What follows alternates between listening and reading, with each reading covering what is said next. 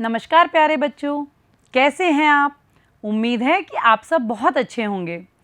आज हम सब लोग यहाँ पर एक साथ अपनी पाठ्य पुस्तक प्रज्ञा के एक पाठ को पढ़ेंगे। लेकिन शुरू करने से पहले मैं आप सबसे एक प्रश्न करना चाहती हूँ। बच्चों, ये बताइए कि सुबह सवेरे विद्यालय आकर आप सबसे पहले क्या करते हैं? सोचिए और जवाब दीजिए। जी हाँ, एकदम सही जवाब।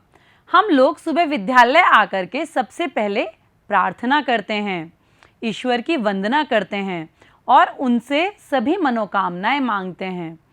तो इसी प्रकार से आज हम लोग अपनी पाठ्य पुस्तक प्रज्ञा के पहले पाठ वीणा वादनी वरदे प्रार्थना को पढ़ेंगे। तो चलिए बच्चों, शुरू करते हैं। लेकिन शुरू करने से पहले हम जान लेते हैं कि यह कविता प्रख्यात कविवर सूर्यकांत त्रिपाठी जी निराला के द्वारा लिखी गई है। सूर्यकांत त्रिपाठी जी निराला का जन्म 26 फरवरी 1897 ईस्वी को बंगाल के महिषादल में हुआ था। इनके पिता उत्तर प्रदेश के उन्नाव जिले में निवास करते थे। सूर्यकांत त्रिपाठी निराला जी बहुमुखी प्रतिभा की धनी थे। उन्होंने अनेकों कविताएं, उपन्यास, निबंध, आलोचना और संस्मरणों का लेखन किया। सूर्यकांत त्रिपाठी जी के द्वारा लिखी गई कुछ मुख्य संग्रह नए पत्ते, परिमल, कुकुरमुत्ता और अनामिका हैं। सूर्यकांत त्रिपाठी जी का निधन 15 अक्टूबर 1961 ईस्वी को प्रयागराज में हुआ। तो बच्चों, आज हम सूर्यकांत त्रिपाठी, जिन्हें निराला भी कहा जाता है, के द्वारा रचित कविता को पढ़ेंगे, जिसमें उन्होंने माँ सरस्वती से समस्त जीवों के मन से अज्ञानता को मिटाकर स्वतंत्रता और प्रेम की चेतना का विकास करने की प्रार्थना की है। तो आइए शुरू करते हैं। वरदे वीणा वादनी वरदे वीणा वादनी, प्रिय स्वतंत्र रव अमृत मंत्र, प्रिय स्वतंत्र रव अमृत मंत्र, नव भारत में भर दे। तो बच्चों, आइए आप सब भी मेरे साथ इन पंक्तियों को दोहराइए। वरदे वीणा वादनी वरदे, प्रिय स्वतंत्र रव अमृत मंत्र, नव भारत में भर दे। बच्चों, आइए अब इन पंक्तियों का भावार्थ समझते हैं। इन पंक्तियों में कवि सरस्वती माता से प्रार्थना करता है कि हे वीणा वादनी सरस्वती, हमें वरदान दो और भारत के नागरिकों में स्वतंत्रता की भावना का अमृत मंत्र भर दो। बच्चों, आइए अर्थ को समझने के बाद आगे की पंक्तियां पढ़ते हैं। काट अंध उर के बंधन स्तर, महाजननी ज्योतिर्मय निर्झर, कलुष भेद तम हर प्रकाश भर, जगमग जग कर दे। आप सभी मेरे साथ पंक्तियों को दोहराइए। काट अंध उर के बंधन स्तर, बहा जननी ज्योतिर्मय निर्झर, कलुष भेद तम हर प्रकाश भर, जगमग जग कर दे। बच्चों, इन पंक्तियों में कवि शारदे माँ से प्रार्थना करते हैं कि हे माता, भारतवासियों के अंधकार से व्याप्त हृदय के सभी बंधन काट दो और ज्ञान का स्रोत बहाकर जितने भी पाप, दोष, अज्ञानता है उन्हें दूर करो। उनके हृदय को प्रकाश से जगमग कर दो। बच्चों, आपको ये कविता बहुत ही अच्छी लग रही होगी। तो आइए इस कविता की अगली पंक्तियां पढ़ते हैं।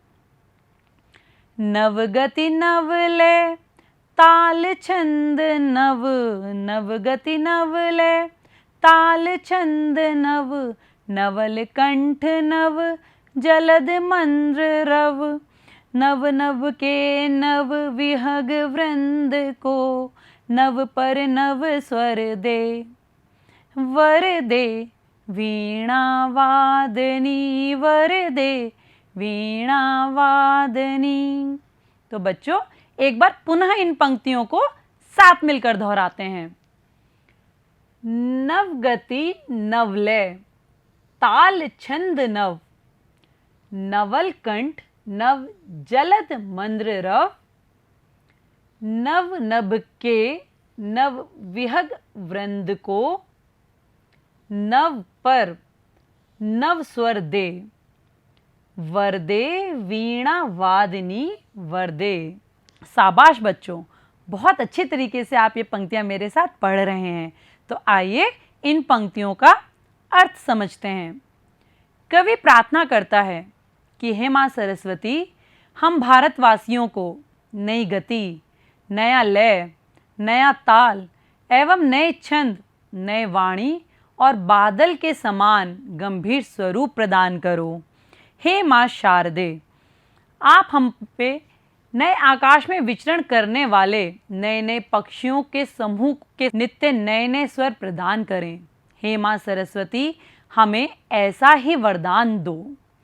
शाबाश बच्चों, आप सबने मेरे साथ ये कविता बहुत अच्छे तरीके से दोहराई। आशा है कि इसका अर्थ भी आपको समझ आया होगा। तो बच्चों, हम सबने ये कविता पढ़ी, आपने बहुत ही अच्छे तरीके से मेरे साथ इस कविता को दोहराया और आशा है कि अब ये कविता आपको याद भी हो गई होगी। तो बच्चों, आइए इस कविता में हमने कुछ शब्दों को पढ़ा, उन शब्दों के अर्थ समझते हैं। रव, रव का अर्थ होता है ध्वनि।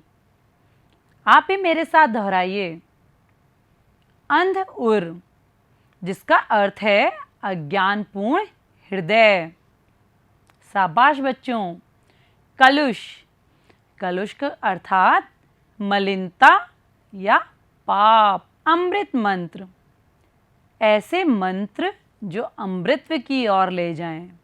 कल्याणकारी मंत्र। मंद्र रव, अर्थात गंभीर ध्वनि। विहग वृंद, पक्षियों का समूह। आशा है कि ये शब्दार्थ और ये कविता आप सबको बहुत पसंद आई होगी। तो बच्चों, इस कविता के साथ साथ आज आप सबके लिए एक अभ्यास कार्य भी है। इस कविता में हमने देखा कि कवि द्वारा माँ सरस्वती से भारत और संसार के लिए अनेक वरदान मांगे गए हैं। तो बच्चों, अगर ऐसा ही मौका आपको मिले तो आप अपने विद्यालय के लिए क्या क्या वरदान माँ शारदे से मांगना चाहेंगे?